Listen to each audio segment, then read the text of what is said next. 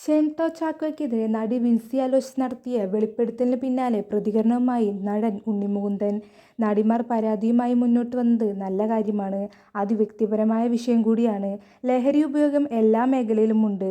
Cinema മേഖലയാകുമ്പോൾ അക്കാര്യം കൂടുതൽ ശ്രദ്ധിക്കപ്പെടുമെന്നും ഉണ്ണി മുകുന്ദൻ പറഞ്ഞു.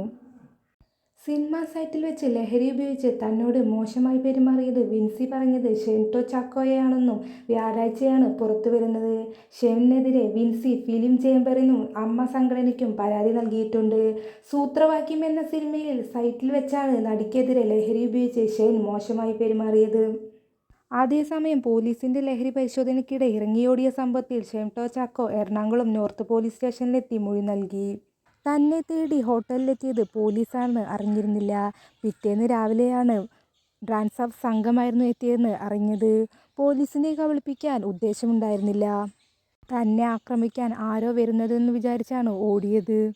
താൻ രാസലഹരികൾ ഉപയോഗിക്കാറില്ല. ലഹരി ഇടപാടുകാരുമായി ഒരു ബന്ധവുമില്ലെന്ന് നടൻ പോലീസിനോട് പറഞ്ഞു.